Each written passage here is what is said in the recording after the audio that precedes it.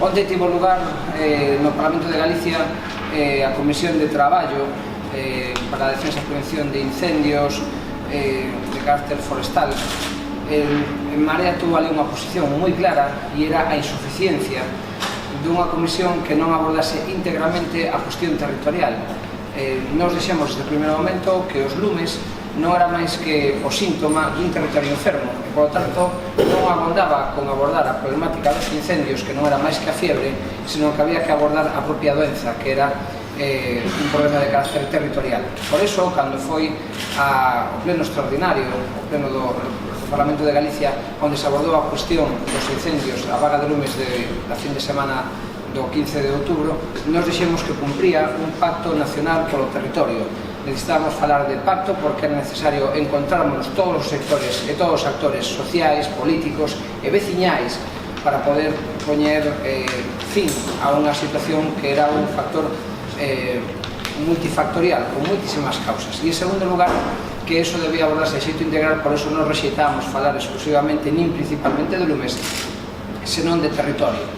De forma implícita, aínda que evidentemente o Partido Popular nunca recoñece nin as súas culpas, nin as súas irresponsabilidades, nin a súa incompetencia, cando Feijóo presenta as súas 30 medidas en relación ao combate contra eses incendios para que non se repitan, polo menos un tercio desas medidas non teñen nada que ver con a extinción de incendios e si teñen que ver coa ordenación do territorio. Por lo tanto, nos naquele momento dixemos, isto nos dá a nosa razón. Por lo tanto, do que hai que falar é en xeral de territorio, do cal o territorio forestal non é máis que unha parte de toda a cuestión territorial. Ademais, quedaría sin explicar a situación de por que o lume chegou á cidade de Vigo. Un incendio netamente forestal non explica que o lume avanzase hasta a propia cidade, non? Para nós a resposta está en que é unha cuestión territorial que require atender a moitos factores. Eso dixémolo onte na Comisión, no Parlamento de Galicia. O Partido Popular votou en contra, negáronse a modificar o ámbito de traballo da propia Comisión. Por eso nos dixemos que era unha oportunidade perdida de que esa Comisión de Estudio pudese ser unha comisión que abordase realmente con toda a seriedade e con todo o rigor científico necesario esta problemática. E digo con todo o rigor científico porque hubo un manifesto de máis de 120 profesionais da universidade, dos centros de investigación científica de todo o noso país, que dixeron hai que abordar isto de forma integral, e o primeiro dos 4 puntos aos que eles se referiran era precisamente abordar de xeito integral a ordenación do territorio. Por qué? Porque sabíamos que iso era fundamental para realmente poñerlle fin a este problema. A parte era un manifesto firmado por xente de toda a condición, de toda a ideoloxía, de todos os departamentos que tiñan que ver ca cuestión territorial, e, polo tanto, parecenos unha oportunidade perdida que o Parlamento de Galicia non acolla, non escoite as voces máis autorizadas de todo o país para poder abordar este tema. Ben, en Marea cree firmemente neste discurso, nos creemos que é necesario falar de territorio, e territorio significa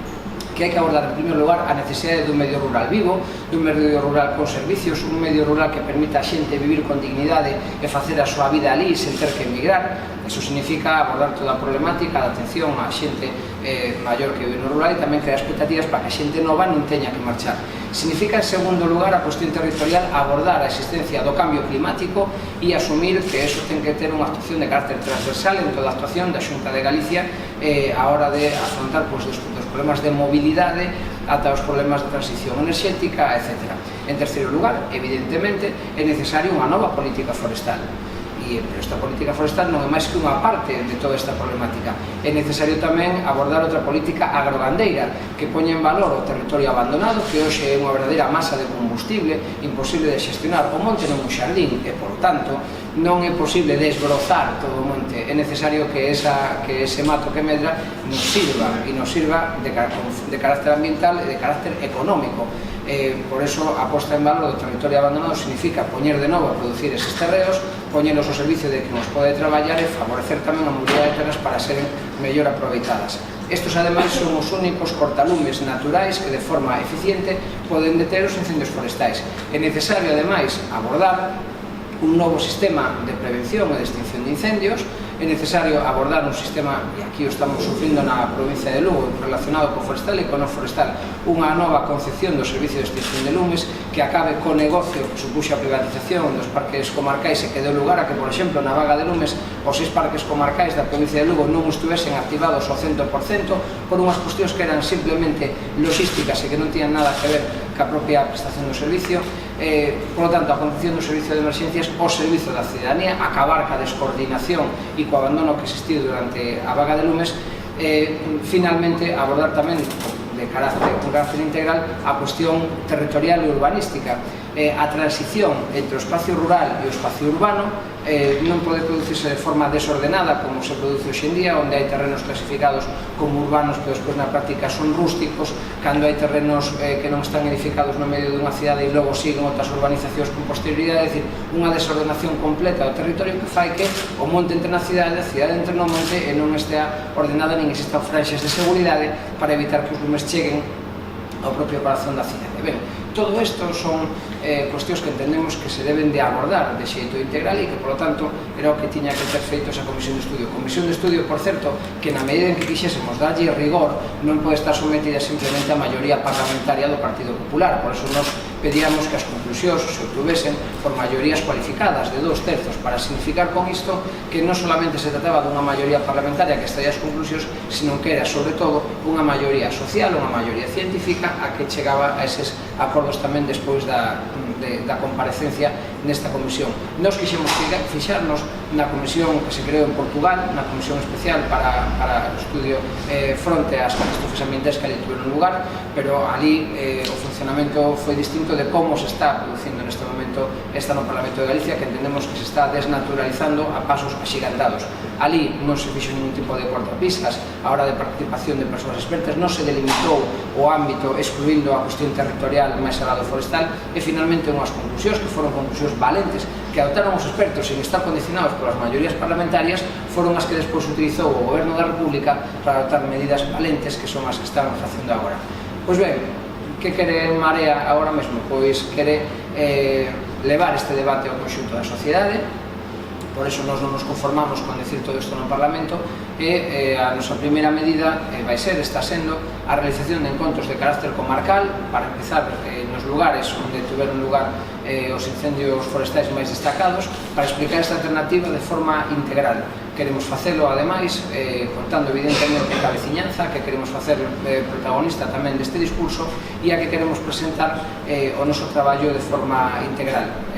Tuvemos unha primeira xornada de Neda, este fin de semana, da que falará agora con máis profusión Víctor, terá lugar en Cervantes e a partir de aquí se seguirán durante as próximas semanas encontros comarcais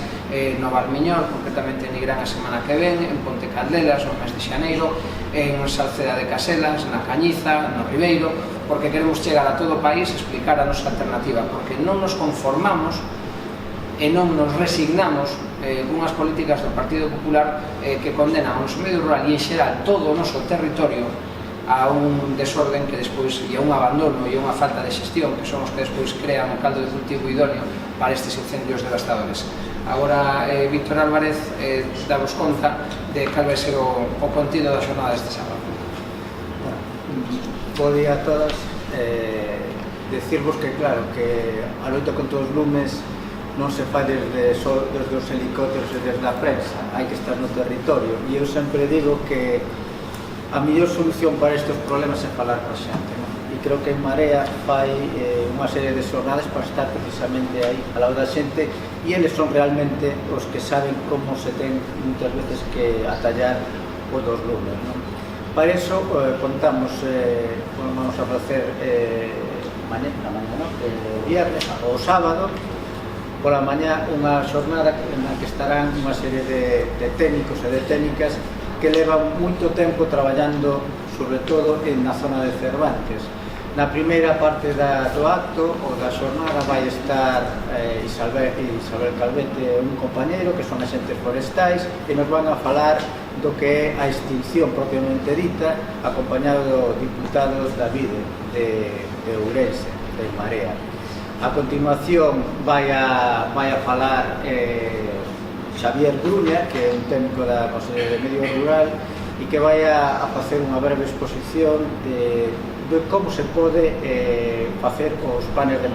manexo do monte. E despois, a continuación, falará Eloy Villada, Legaspi, un técnico de dilatada trayectoria na Consellería, e que vai a falar sobre a valorización do monte, non? Despois, para rematar, vai estar Luís e Paula e Davide, deputados do Parlamento de Galicia, e ao final, importante para mí, desde logo dar acollida ás inquedanzas que teñen os vecinos de Cervantes, que participen en estas cosas, porque se os vecinos non participan, como dixen en un principio, non podemos facer o labor no territorio. Por lo tanto, eu creo que é importantísimo que a xente se involucre nesto e explicarlle a problemática dos lumes e que eles nos expliquen a problemática que teñen en este caso na zona de Cervantes, que son moitas e que levamos pedindo moitísimos anos solucións para estas áreas. Non é parque natural, como decía o presidente, pero creo que é unha zona de especial sensibilidade ambiental e que debemos de prestar a relevancia que ten. E nada máis, convidar a toda a xente que queira participar este sábado e que estaremos encantados de recibir.